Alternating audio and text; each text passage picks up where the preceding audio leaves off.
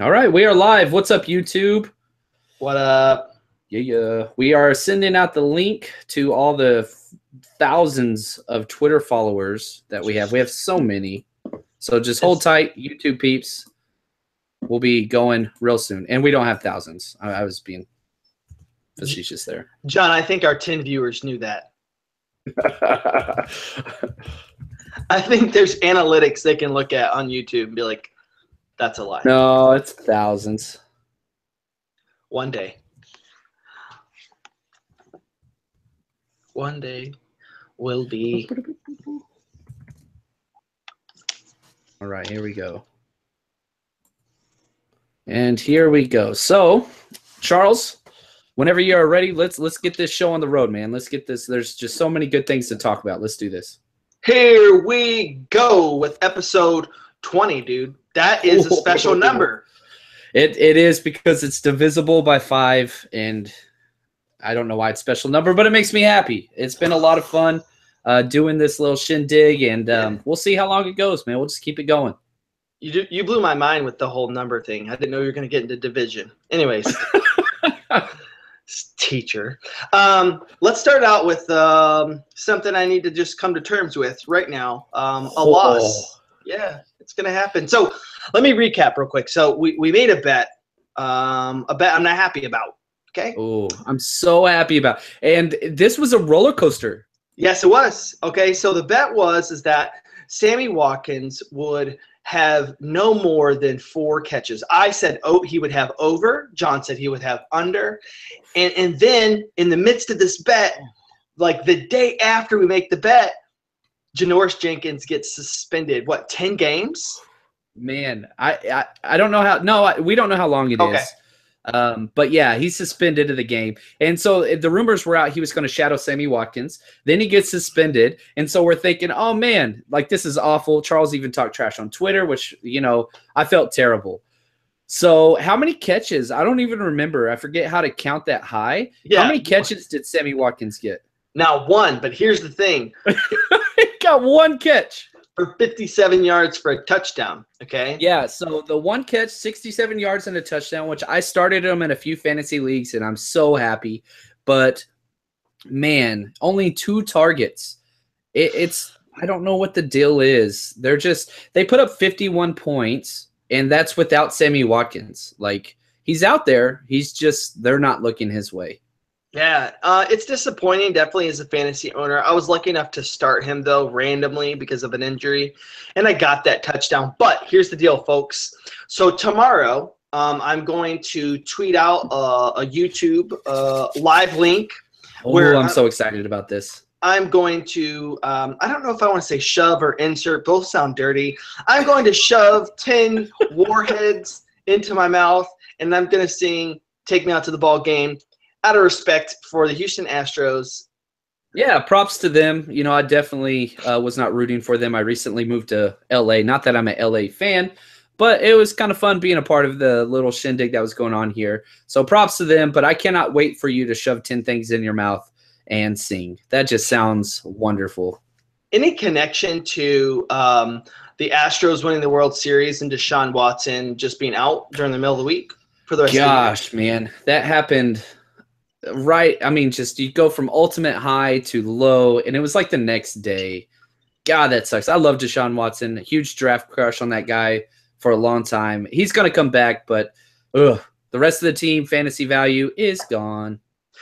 So transitioning into news here, there was a great UFC card this weekend with TJ Dillashaw and Cody Garbrandt.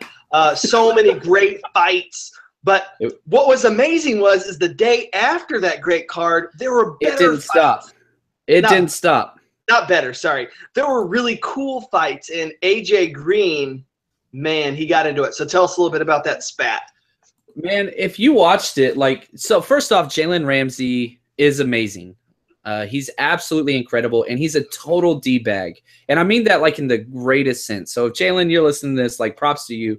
He gets into every single receiver's head, and it's a mind game. It's not enough to hold them without catches or anything like that. It's to totally just get in their head. Now, he was playing great. AJ Green had 2 targets one catch for 6 yards before it happened. And you just see AJ just had his hand on Jalen Ramsey. It was a run and play way away. And then AJ just like flipped a switch and went full crazy.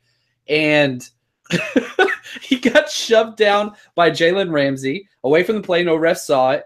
And you see like the second that he broke, because AJ stands up and is staring at him and then just gets right behind him, straight sleeper choke hold body slam, and started punching him in the helmet. Now, I'll say it was cool, but it wasn't as cool as when Andre Johnson snapped off at Cortland Finnegan. That was cool. Great. That was great. And again, and it's funny you bring up Cortland Finnegan, because it's the exact same situation. Cortland's main thing, and he even said this in a conference, he's like, it's not enough for me to hold you without a catch. I want you to hate my family. Like, that's just what it's about. Like, get in their head and piss them off, always jarring, willing to fight at any moment. It's that Steve Smith mentality.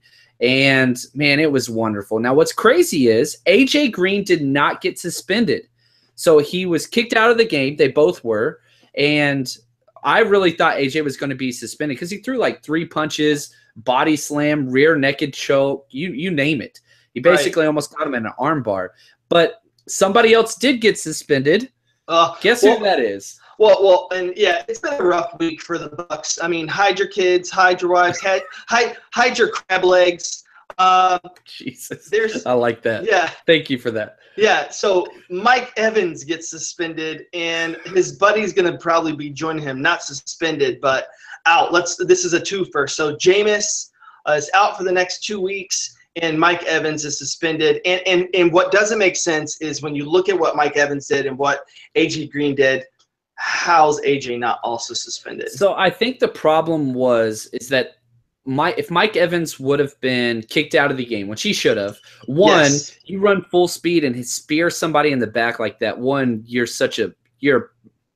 I'm trying to filter myself. You are a baby. Like, you are a coward, especially somebody that's a lot smaller than you, like Marshawn Lattimore. Hold on. I got a response to that. Okay, well, hold on. Let's go back to why it started first off. So first off, you probably have the most, I almost said most unintelligent, which is perfect time. I'm just going to stay with that. It doesn't make any sense, but it fits. The most unintelligent person in the entire NFL, and that's Jameis Winston. If you watch his pregame speech, if you've seen him talk to little kids, if you've seen him talk to co-eds, if you've seen him do anything, the guy's an absolute moron. If you watch any Hard Knocks. So he's out with an injury. He doesn't even have his helmet on.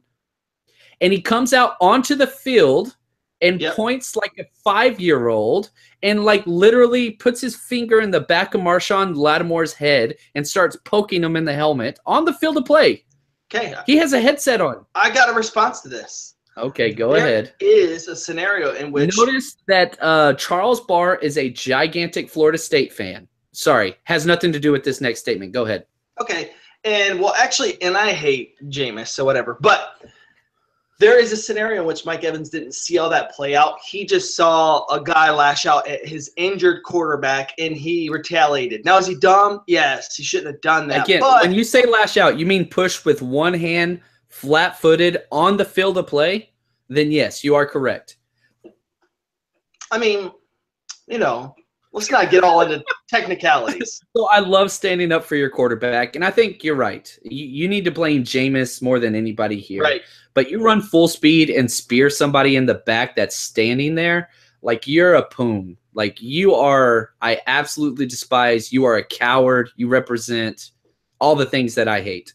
And so that bothers the hell out of me. I'm glad he got suspended. And having talk about that brings us into who's going to step in, because now you got Jameis out. Now you've got freaking Mike Evans out. Chris Godwin is a solid play this week and this week only. He's the rookie out of Penn State, absolutely talented. He's going to be starting, and he's going to get over 80% of the snaps and targets. I love both tight ends also in this game. Like, there's going to be some play there, so just keep that in mind. I also think, too, if memory serves me correct, that Fitzpatrick, he accesses the tight end quite often. So everybody, even the defense, like, he accesses everybody, because he throws the ball to all of the wrong people. All right, so Bucks are in trouble. Jameis is out for a while. He's an idiot. Mike Evans is suspended 1 game. Goodbye, Bucks. Your playoffs were already gone. Not even just him. Doug Martin. Oh my gosh. Yeah. Doug Martin gets benched in the middle of the game. Yikes. Like, who saw that coming? Not me. They're done. And here's the question. I know we got to move on, but I said this the past few podcasts. If you're starting all over again, who you start with, da-da-da-da. But do the Bucks address QB?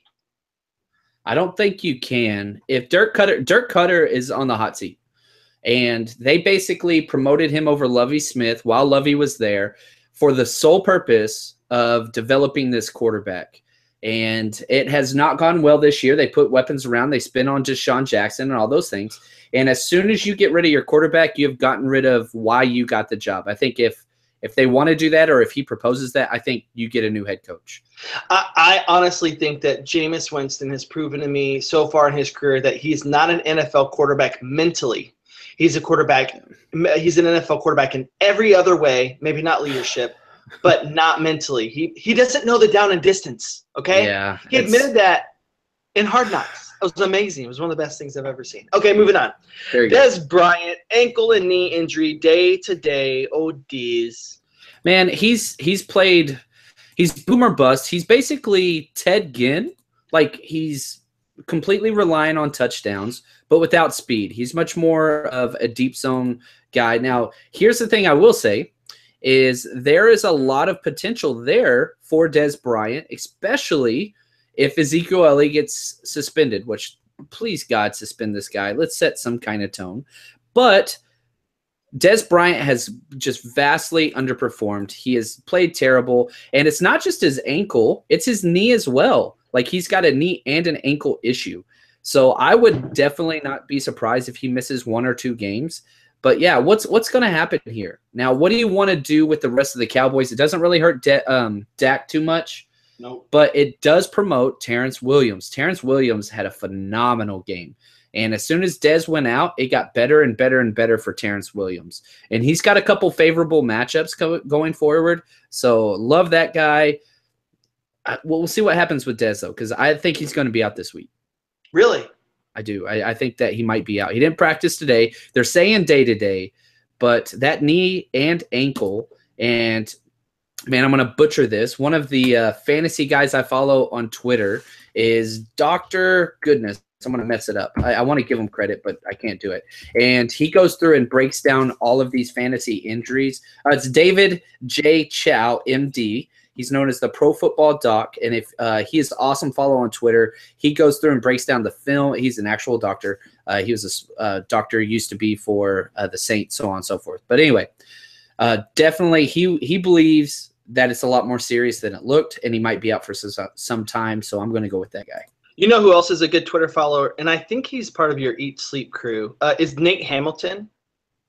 I don't think he is, but he retweets a lot of our stuff. Maybe he is, and I don't know him. I just write for him. No, he put out one today for he put out Game of Thrones, and it says shame, shame, shame. It's got like LaShawn McCoy yes.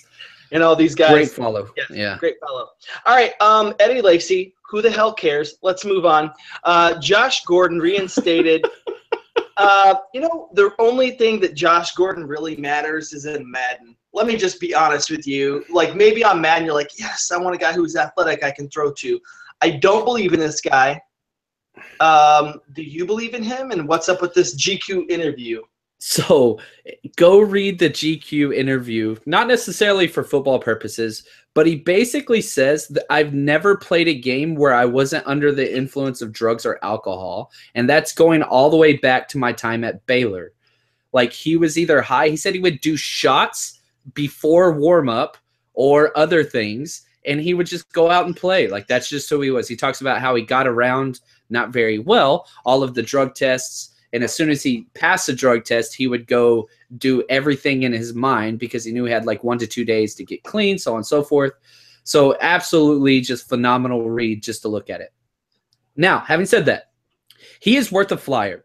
The waiver wire, this is the point in the season where, barring an injury, you're not getting a lot of development. Now, there's still plays to be had there, but anytime you can find a home run play, then you go do that. If you're in a deeper league or you're in the top 4 of your fantasy standings, you're playing for a championship now. You positioned yourself well, and if you have an empty spot, go get him. He's probably already been picked up in your league. But this is somebody I want to hold on to. Now, here is the problem. It's been a year and a half since he's played, but if you have seen the pictures, the dude is unreal jacked. He's unreal. And I would love to take a flyer on this guy. Now, I would not start him the very first week, but if he produces in his first week back, then you've got basically somebody that can win you a championship. Now, worst comes to worst is you pick him up and you stash him for 4 weeks, and then he comes back and does nothing. You drop him. You lost a bench spot. Best case scenario, he comes back and he's just somewhat like his old self. Yeah, I just got to disagree with taking a flyer on when there's so many other guys out there. I don't know. It depends on your league settings, right? If you're in a standard 12-team league, I probably would not. Let somebody else do it. But if you have a spot, if you've got something there, and you're in a deep league, I have no problem with it. Okay, so let me put you on the spot. Corey Coleman or Gordon, who do you take? If you are struggling to make the playoffs, Corey Coleman. If you have locked up your spot and you're fighting for a first or second seed for that bye week, Josh Gordon. Okay, all right. Let's move on. It's all about fantasy situation. And that's the thing. You can sit here and say, add this guy, drop this guy. It completely depends. We don't know what your situation is.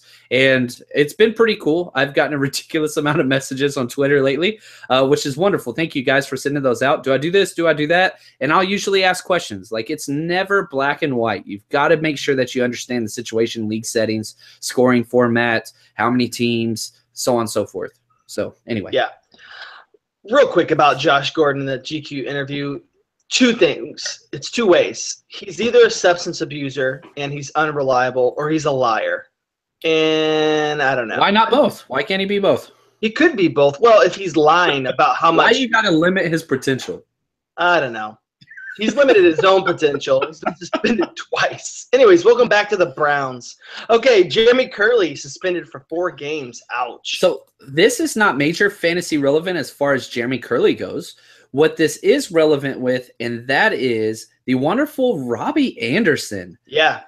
Dude, this guy is putting together quite the season. Josh McCown as a QB has been phenomenal. It's been so fun to watch. But this makes Robbie Anderson even more valuable. The last 4 weeks, Robbie Anderson is a top 8 wide receiver. 4 weeks. Double-digit fantasy 4 weeks straight. And that could actually go up. Like, they're just airing the ball out, and they don't really care. They're playing awesome backyard football, and it's kind of fun to watch. Like, when was the last time you could say the Jets were a legit fun team to watch? Oh, they are. And right now, like, that's one of the teams I'm keyed in on. That defense has the potential to be a dynasty defense. I know it's a bit early. People are like, look around that defense. Jamal Adams is playing like somebody who's been in the league for a while. He's making plays. He's physical. He is. Both those guys. Marcus May as well. I mean, I don't know any team that goes back-to-back strong safety in the first and second round. But, hey, it's working out for him. So you got to give him that. But, man, again, let's just jump back real quick to Robbie Anderson. I mean, he's on pace for over 1,000 yards and 10 touchdowns. That's what he's on pace for. Listen, he's been on basically every Fantasy Kings card that I could get my hands on because he's a low buy. Stay with it. For sure. Stay with it. All right, let's go. Here we are, man. You're in the midst of your season. We're in the tail end. You're some of you who are on 4-4, or you're just a little bit out of it. 3-5. If you win out, you're in. You're going to win some money. Remember, it's all about making the playoffs. After that, it's a crapshoot. You get to the playoffs. That's your one goal, which usually playoffs start after week 13. So 7-6 is usually the cutoff. Now, deeper leagues, 14 teams, all that stuff kind of changes. But usually if you get to 8 wins, you're in. Almost all formats, if you take 50%, if you're in a 12-team league and you take 6, so on and so forth, that eighth win is key. Yep. So what we're saying here is don't give up. Don't be foolish. Don't trade away your team. And let's pay attention to the waiver wire. Here we go, John. Take us through Josh McCown and why we should take a fly on this guy. Josh McCown's awesome. I mean, first off, he needs to be owned in all formats. He's only owned in 35% of leagues, which is absolutely ridiculous whenever you see what he's put up. I mean, his lowest scoring outpoint the last 6 weeks is 13 points. So, and he's at Tampa Bay, which gives up like the top 3 points to fantasy quarterbacks. Go get this guy right now. He's a perfect bye-week fill-in. And there's a lot of teams on bye. Yeah, Kansas City, Oakland, Philly, and Baltimore, which that's 3 quarterbacks that should be started in all leagues. So Carson Wentz, Derek Carr, and Alex Smith. So that's 3 guys that are out. And having said that, we're going to talk a little bit about in-season strategy. But let me just key you in. We're just going to do a little tidbit right now. Let's say you're playing against a team in your upcoming week that has only 1 quarterback, and that's Carson Wentz. Go pick up Josh McCown right now. Yep. Even if you have a quarterback, if you have anybody on your roster that you could drop and it doesn't hurt you, go pick up Josh McCown and make him start somebody else like Jay Cutler. Make him start somebody else that's just, Trevor Siemian if he comes back or so on and so forth. So outthink your opponent if you have a guy. Now, I'm not saying like drop Matt Forte or CJ Anderson. If you have somebody that you just took a flyer on and they didn't pan out, then go ahead and drop them. And we're going to come back to that. We're going to come back to that in-season strategy. Okay, I'm just going to go through a few guys, and you're going to tell me a little bit about why to go get them, okay? Okay. About what their ceiling is, these kinds of things. So, Danny Woodhead. 2 weeks out, could be a fantasy winner. I understand that offense is terrible, but they check down. It's possible Danny Woodhead could come back and get 7 catches a game for the remainder of the season because it's check down, check down, check down. Again, it's 2 weeks out, but the waiver market's drying up. 24% of leagues he's owned in. Go get this guy. Man, I'm not sure about Thomas Rawls. Do I want anything to do with a Seattle run game? No, but, and here is the exception. It is a short week, and Eddie Lacy might be out on Thursday. If Eddie Lacy is out, then for 1 week and 1 week only, Thomas Rawls is almost a must start because you got to get him in there. They're playing Arizona, and it's a short week, and they're going to run the ball. So this is a 1 week exemption, then drop all Seattle players, like running backs. So this week and this week only if Lacy's out. If Lacy plays, forget what we just said. Quick note, weird thing that happened is that they had to amend that trade between the Texans and Seattle. Wasn't that interesting? Yeah, Bobby Lane didn't pass his physical, so they sent him back, and they basically changed the terms, but everybody seemed happy with what happened. The Houston owner just wanted to get rid of somebody that protested and wanted to get paid for what he's actually done in the past. But, hey, it's what it is. It is what it is. We already talked about Chris Godwin. Yeah, 1 week only fill-in for Mike Evans. Go get him. All right, so here's a name, guys. Pay attention. If not this season, next season, remember this name, Dede Westbrook. Oh, go get him. Go get him, go get him, go get him. And the main reason why is because Jacksonville, he's coming off the IR. He's an absolute idiot, but he is a rookie with huge big play potential, and he will be the starting wide receiver the second he steps up, and he is a boom player. Very similar to Josh Gordon. He is a home run threat waiting to happen that can run routes and catch passes. Dynasty leagues, he's already owned for sure, but go get him if you can. I like him on the sweep too. Running some kind of sweep action. I mean, if you watched OU play back in the day, I mean, he was the Blitnikoff Award winner. He's Heisman finalist as a receiver. He's a big play machine. If he stays healthy, he's gonna be a player. We already touched on Terrence Williams. Now, here's a name, though, that finally has lived up to its potential. Jared Cook. How long have we been talking about this guy being fantasy relevant? How many different teams did it take to get to this point? A lot. If you watched the game last night, he was just phenomenal. Absolutely played balled out. Now, the thing is, he's owned in about 60% of leagues, but the chance that he is out there, go and get him because he's on a bye.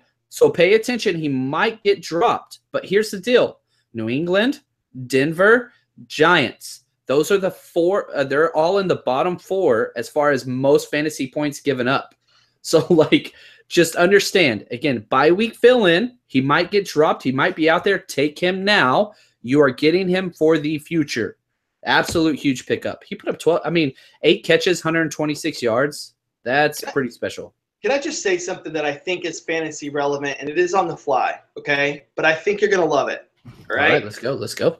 I think that what's so interesting, you just named the Giants, and I thought about the Broncos this week, that these are two teams that have insane talent and depth on the defensive side that when you look at them should be people who are like, ooh, stay away from them as a defense. But what I want to say is that attitude and perseverance and leadership, when they lack, it all goes away. And so now you got the Giants who you're not shying away from. But before the season started, you wouldn't dare want to start your offense against them. Yeah, and that it's completely gone with suspensions, injuries. Yep. It's just, and whenever you don't have the offense, that's the thing. It's so demoralizing to be a defensive coach and or player when you finally hold an offense to a 3-and-out or whatever. You run over to the sidelines, you guys start going over stuff, and then you hear, punt team, get ready. Like after 3 plays. What? We just went 3-and-out again? What? We just gave up a sack? What? We just threw an interception? And whenever that happens in the New York Giants offense is so inept, it just tears you down. It's just constantly this feeling of, oh, fuck, here we go again. And it wears on you. And that's where they're at. I mean, they're 1-7. Oh, awful. Oh. And then I saw it in the Broncos game with the Eagles. I'm like, whoa, like where – and they just looked not tired. They looked frustrated, like they didn't want to be on the field. Yeah. 51 points. Okay, so Charles Clay out 2 weeks. That hurts John's soul. That's one of his favorite guys. I swear he talks to him all the time. Well, I think he could play this week, but I think it's more 2 weeks out. Even if he does play this week, I might be a little hesitant. Okay. But, I mean, this guy, once he comes back, top 5 tight end. He's a top 5 tight end. We talked about this guy last time on the podcast, Adam Shaheen. Oh, I told you to get him last week. He's still out there unowned. Zach Miller is out. They're coming off a bye week. This guy is going to be heavily used. Mitch Trubisky throws to the tight end. This guy is Benjamin Watson target share with upside. Wow. So he's a freak athlete. He was waiting on Zach Miller to get out of the way. He got injured. And go get this guy. Oh, my gosh, if you don't have a tight end, he is going to be phenomenal. Fantasy game of the week. Okay, check this out, man. I got to choose this game. I was so happy when John let me choose this game. That's such a funny statement. It's so funny. And I'm looking through. There's some great games this week. There are. Last week, this week, yes. I really like the Bills versus the Saints. It's I think it's at the Saints, right? No, let me look here. No. It's in Buffalo. It's in Buffalo. It is. It's an early game at Buffalo. It's going to be a little chilly. So tell me why you like this, because this is interesting to me. Well, because I love surprise teams, and the Saints are kind of a surprise team. We kind of had them going last in our predictions. I believe both of us did. We did 6-2. Basically, if the season ended today, they would have the 31st pick. Now, I know it goes by playoff, but as far as strength of schedule and record, they are number 2 in the entire NFL behind of your Philadelphia Eagles. So, yeah, props to the Saints. I don't think that's what Eagles do, but that's awesome. I tried. So the Bill, you're in Buffalo. It's chilly, and here's the reason I like it. Number one, this Saints secondary is starting to be something dirty. Okay, it's starting to play awesome. The Saints defense is surprising people, and then you got Buffalo, and they just play tough. And I got a secret man crush on Sean McDermott because he was trained by my favorite defensive coordinator, Jim Johnson. So much love for him, and I want to see McCoy do well. So tell us a little bit about the fantasy implications for this game, John. So one, I'll tell you this: the Bills' defense is legit and might be the best in the entire NFL. No. So if you want to see how great the Saints truly are this week, this is the ultimate measuring stick. Now, what's crazy is Drew Brees' stats are down fantasy-wise compared to what he usually does. And the main reason for that is those running backs. They are putting up exceptional numbers. And Kamara is top 5 running back rest of season. Yeah. Like if I'm redrafting right now, like I'm taking him with like the 7th or 8th pick, maybe higher. And because the problem is you also have Mark Ingram, who is incredibly relevant. I mean, they are both producing. That offensive line is firing on all cylinders. And the receivers, it doesn't matter who he throws it to. Willie Snead is irrelevant. They're throw it to anybody besides Willie Snead. He's droppable in all leagues. Ugh. But now let's go to the other side. I could not love Tyrod Taylor more rest of season. Yeah. He has the best fantasy schedule. He's got 4 top 5 matchups in his next 7 games. And, I mean, just go get this guy. I don't think Clay will be back. I want to see how Kelvin Benjamin's going to do. And I think he's going to do great because Tyrod extends the play just like Cam does, except he's accurate. I love Tyrod Taylor rest of the season. I think Shady's going to be okay. He'll definitely have a much better game.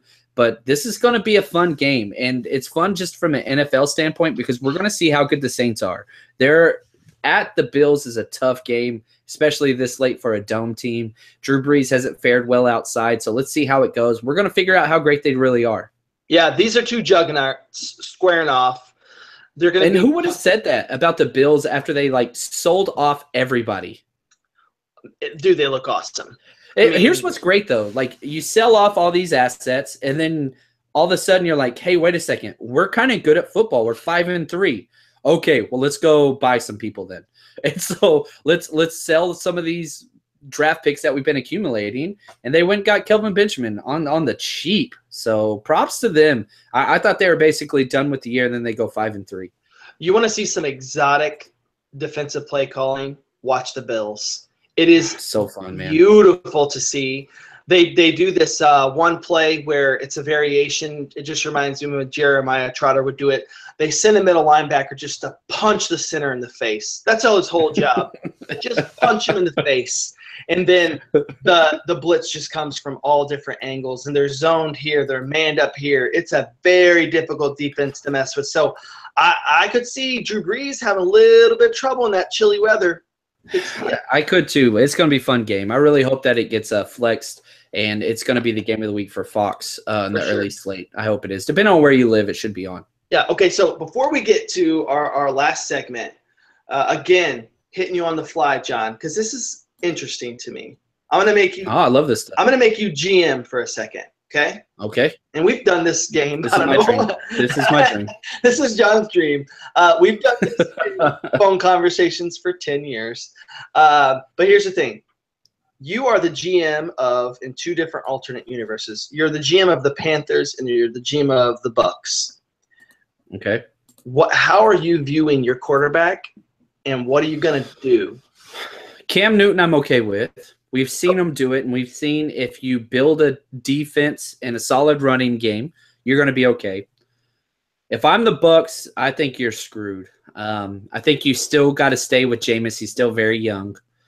But I would not put Jameis probably in the top 20 quarterbacks in the NFL moving forward. Maybe right at that 20 number. I'll tell you what. I'd trade him in a minute. I wouldn't even hesitate. But what could you get? If you get a second rounder, you do it? Second rounder? I'm going to take a first rounder, and, some team's going to be thankful. Man, as a 49ers fan with no quarterback, we got Jimmy now. I would not trade a second. I would not trade a third. I would just say no thank you. I would not want him. That guy, I don't want to be around him. I feel like everybody's IQ goes down the moment he steps in a room. Yeah. All right, so we're going to enter this last segment here, and it's interesting. It's different than anything we've ever done. So a listener told me a story, and here's how it goes. And we just want to legitimize a part of fantasy football for a second. All right. I don't know where this is going. I'm excited. They saw somebody they were playing, their tight end, go out, Zach Ertz. Okay, he went out. And so the guy's tight end, he had Zach Ertz, or the guy is playing? He's playing. Okay, gotcha. And then all of a sudden, boom, picture report comes up on its phone and says Zach Ertz is out. And he immediately went and picked up the Eagles' backup tight end. And some people, John, say that is shady and cheating. And some people say that is a fundamental part of fantasy football. What say you? So let's look at this from just an NFL standpoint first off. Anytime the 49ers have ever waived a player, Guess which damn team picks them up every single time? The Seattle Seahawks. Now, why is that? Is that because our roster is just so talented that whenever we cut somebody, the Seahawks are like, oh, this guy's going to make us better? No. Nope. Because as soon as they bring him over, they grill him on the playbook, responsibilities, read options, and they even send him to those meetings, like for the opposing side. He's not there to play. You are a spy. If it works in the NFL, this is fake football we're talking about. Yep. You go sign that player. You do whatever gives you the best chance to win. And if that's stonewalling the other guy, you do it with a smile on your face. I would go further, and I'd offer him as a trade. Yeah, you would. Yeah, you would. Well, here's the thing, and I don't get it when people complain and they whine. They go, oh, that's messed up, man. I was going to get him. Like, too bad, dude. Yeah, take your participation trophy and get the hell out of here. Seriously. You're not playing fantasy football with Bernie Sanders, man. All right. Anyways. I love Bernie. So do I. I don't know why. I don't know. I was just reading to him. He's a good guy. Yeah. He's probably picky about his food. Anyways, I could just see that being a thing. I don't know. Please disregard that last comment.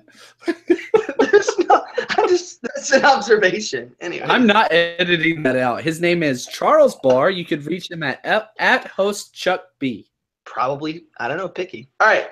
So basically what we want to say is that for anybody who's in a fantasy football league, and that's something that you've hesitated to do or it's happened to you, it's fair game. All is fair in love and war. I agree. Same and so in fantasy. A couple things, as we're getting later in this year, this is where you start to basically some in-season strategy that will help you maybe win a game, grab a point here or there. Number one, and this is something that I see missed so often, whenever you have somebody playing in an early game or an early lineup, you move those players to your starting position, which I mean is get them out of your flex position. So, for example, the Thursday night game this week, let me pull up just to make sure, is Seattle at Arizona. So if you have anybody in your starting lineup that plays for Seattle or Arizona, move them out of your flex. And here's why. Let's say, for example, last week you had Fournette as your starting running back, and you had somebody playing in the Thursday night game as your flex. Well, that's what makes sense until an hour before the game, and they announced Leonard Fournette's not playing because he missed a rule, and Tom Coughlin's a dick. Well, now you can only replace that guy with a running back. Whereas opposed, if you would have had him in your flex, you could have been a receiver in or a running back. It's this little bitty thing that gives you so much more leeway in those dark moments 20 minutes before kickoff. And so you got to give yourselves as many options as possible. And I do the same thing with early games Sunday as opposed to late games and Monday night. So it's not that you put your RB1 in the RB spot, RB2 and RB2, RB3 in the flex spot. You go by the time of their kickoff because everybody's positions lock, your lineup locks at kickoff. So that's just a very simple way just to maneuver yourself and give you flexibility in those doomsday scenarios. John Howard, just real quick, a little update for the people. How are you doing in fantasy this year? So started off terrible, and I've been clawing my way back. So I am over 500 in every league except for one. Of course, that's my big money league, but that's okay. We're doing okay. We're doing okay. And so I'm clawing my way back, and we will see where this week ends up. There's a game going on right now that a couple games hinge on. But I'm going to be making the playoffs in more than one, in the majority of my leagues, even though I drafted David Johnson. And my dynasty league, where I have David Johnson and Odell Beckham, I am still going to make the playoffs. And it was all off of just waiver wire additions and some smart trades that took place. So not that I'm like dominated everything, because it's just not the truth. You can't. In fantasy football, it's not just, oh, I'm going to win after the draft. Things have to go your way. That's just what it is. And sometimes it doesn't. And you try to mitigate risk and go back. So that's where I would put it. It's been a really special fantasy football year for me in particular, just because my Eagles have been doing well. And everybody's like, oh, you're a homer drafting Carson Wentz in the 19th round. Worked out for me. It did, man. Sometimes being a homer pays off. How are you doing in fantasy, man? You're dominating. Yeah, I'm doing in the league we're in. So I'm 6-2, 5-3, 5-3. So I'm on my way. Awesome. And so anyways, but the best part is Actually, I'm 6-2 in 2 leagues.